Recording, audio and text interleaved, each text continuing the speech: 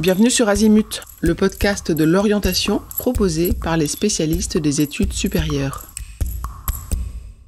Dans cet épisode, nous répondons à la question « En quoi le dialogue parent-enfant est important dans un projet d'orientation ?» Un adolescent a très souvent beaucoup de mal à imaginer son propre avenir. Durant les années collège et lycée, les choix à poser sont d'autant plus délicats qu'il construit peu à peu sa propre personnalité et développe au fil du temps et de ses expériences ses talents et ses capacités. C'est lors de cette quête personnelle fondamentale qu'il lui est capital de pouvoir échanger avec autrui pour pouvoir tenter de répondre aux questions qui lui apparaissent, comme par exemple « Qui suis-je ?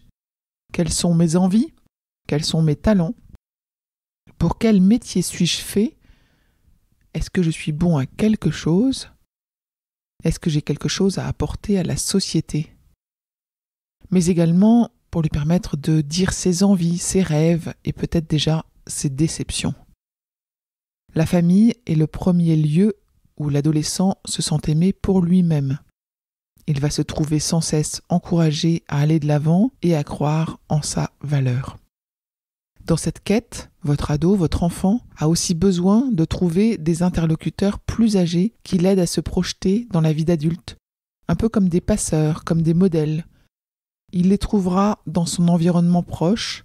Ce sont les enseignants, les éducateurs associatifs et sportifs, les professionnels rencontrés lors des stages, les maîtres d'apprentissage, les frères et sœurs aînés, leurs copains, les amis des parents, etc. Toutes ces personnes peuvent apporter une écoute et des avis qui l'aideront à se construire. Mais il a fondamentalement besoin de trouver des interlocuteurs capables de porter sur lui un regard positif, dénué de jugement, ce qui n'est pas toujours le cas des enseignants, qui lui envoient une image confiante de ses capacités. C'est au sein de votre famille que votre ado, se sentant aimé pour lui-même, en dehors de tout esprit de comparaison, va se trouver sans cesse encouragé à aller de l'avant et à croire en sa valeur, au-delà des performances et de l'image renvoyée par les résultats scolaires.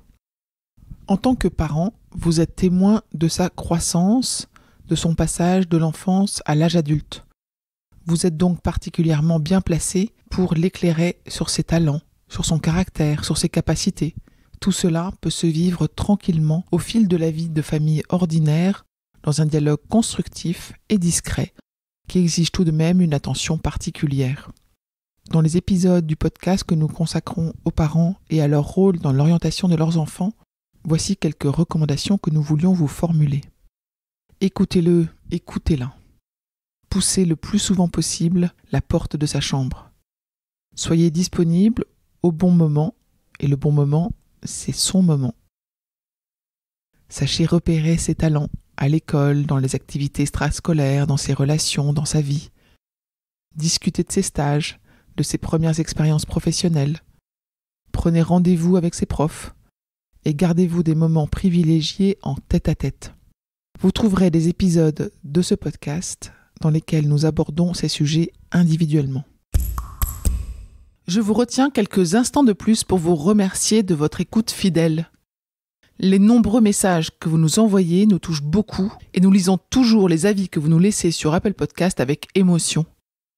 Si ce n'est pas encore fait, allez nous déposer 5 étoiles et rédigez votre commentaire sur Apple Podcast et sur Spotify. Vous pouvez également vous abonner pour avoir les épisodes dès leur sortie. Et surtout, partagez l'existence du podcast autour de vous, parlez-en. Pour bénéficier d'une lecture d'épisodes par thématique, nous vous recommandons d'aller sur notre site azimut-podcast.com. Vous verrez, tout y est très bien classé. Je vous souhaite une bonne journée ou une bonne soirée et à bientôt sur Azimut.